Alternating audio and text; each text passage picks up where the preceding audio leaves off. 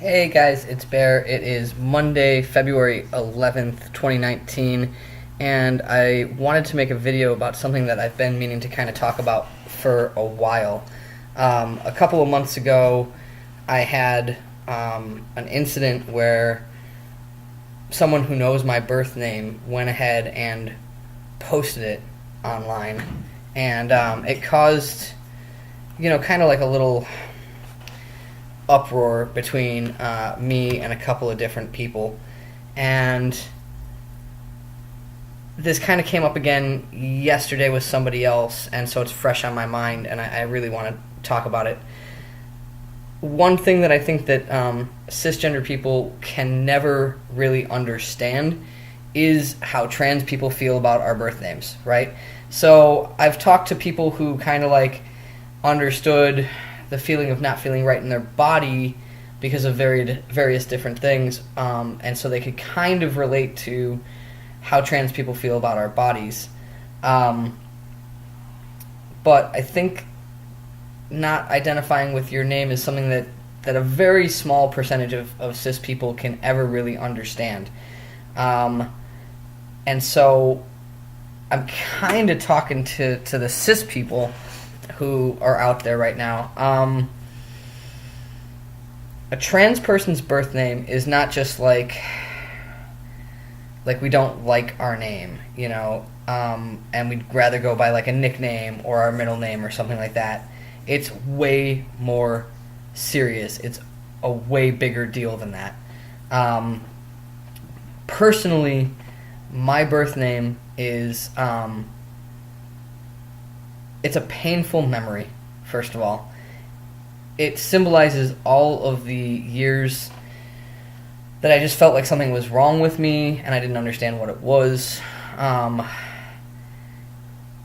it just brings up bad memories and bad feelings. Furthermore, it's really, really effeminate, so I don't really associate with it because of that. But it's just like, that's my previous name, that's my former name. It's not me, right? It's not how I identify. I don't associate with that name, so it's all those things. And in fact, some trans people don't even call it their birth name, they call it their dead name. I don't like saying that because I feel like, my previous self didn't like die. I kind of like, it's like a butterfly, right? I kind of like morphed from one previous form to my new form. I evolved, but that name represents some really ugly things for me, and it represents an identity that never really felt right. So there's like just a disharmony that comes with it. And when it was posted online, it was very, very upsetting because, one, the decision. So, people will occasionally like slip up and call you your birth name. It's not a conscious decision. It's just sort of like an accident, and that happens to me very infrequently now. But when you type it out, that kind of implies that there was more of a conscious decision made, like, I'm going to use this name as opposed to this name. And I get that the comment was talking about a memory. I understand that. But you have to kind of like just do some editing when you're talking about trans people and refer to them, even in the past, as their new selves, as a matter of sensitivity. And I know, like, we're living in this era where people are like, oh, you special snowflakes and your feelings and stuff. But you know what? Feelings are valid. Feelings are a real thing. And something this personal is a real thing, okay? And so, especially when somebody reaches out to you and says, like, hey, could you please remove that or don't do that or whatever because I'm really upset, you may not have meant to upset that person, but, like, good God, when somebody's reaching out to you and saying, like, this is really upsetting, listen to them, and just do what they're asking you to, no matter what your reasons were or no matter how you feel about it. If somebody's genuinely upset about something that you have control over, then change it. That's not hard, you know?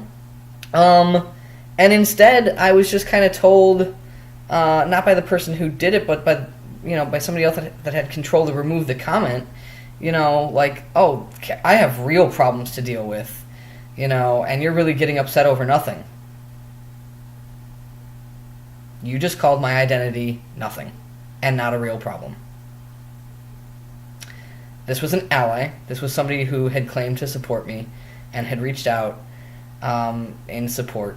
And now they're telling me that my identity is not a real issue and that they have, like, real life problems to deal with. Well, this is my life.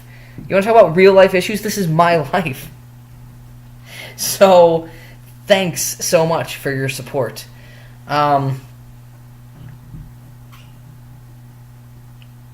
So yeah, I wanted to get that off my chest, and I wanted to just reach out to people who are in that situation where a trans person's birth name, and I wanted to let you know how serious that is. That's, for me, that is my most closely guarded secret.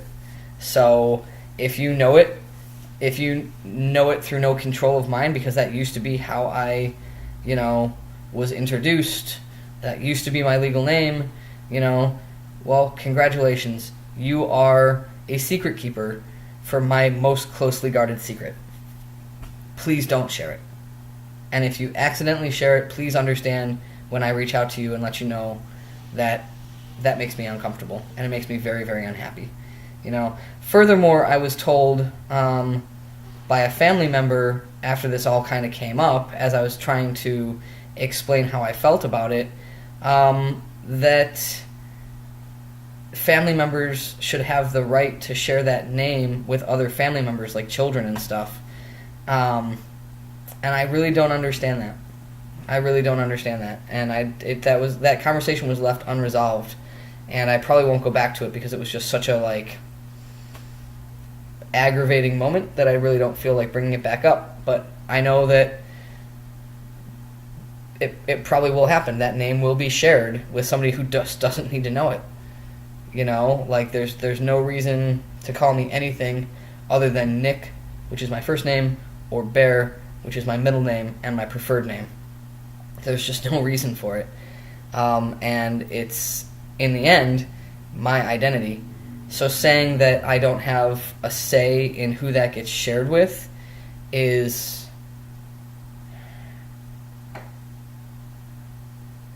I don't think it's okay, honestly. And I said that at the time, but like I said, it was a really emotional moment. It was, it was pretty much a fight, and the first one that I've had with a family member about my transness since I came out 4.5 some odd years ago. And I just really don't get it. I don't get how you think that somebody else's life and identity is anything other than their say. So, yeah. And then lastly, no, this won't change. I was having a conversation with somebody yesterday, like I said, that made me kind of sit back and think about this again and be like, oh, okay, I never really made that video, where I was saying, like I just did, that name it's in the past. It's a chapter of my life that I would like to close and not go back to, and so I don't want anybody who doesn't know that name to learn that name. I don't want people who have forgotten to be reminded, and I certainly don't want to be reminded, and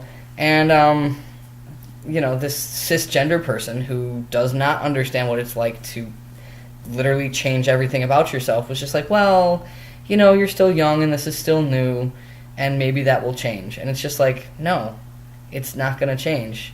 In fact, the further I get away from that name, the more it causes some kind of pain when somebody accidentally uses it, or when I kind of accidentally see it.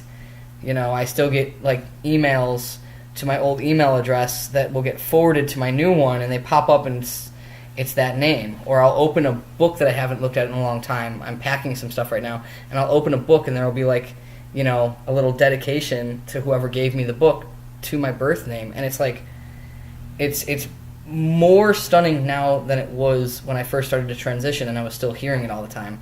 So I think that the older I get and the further I get from my transition and that old name, the more that name is going to be foreign and weird. And I'm not going to ever want to display items in my house that have that name on them. Even at this point, I've gone over any of those like books and stuff. Like I go over it with a Sharpie so that I don't see it and so that somebody else doesn't learn it in the future. So in the end, as a cis person, please try to take a step back and understand what that name means to me. Please try not to use it or share it, which you would think would go without saying, but somehow it needs to be said. And please, stop trying to explain things to me from your point of view. The joke is we call that cis-splaining, just kind of like mansplaining. Right? Like, you're going to explain to me how I should feel about something that makes me uncomfortable. It does not work that way. Thank you for listening. I'll talk to you soon.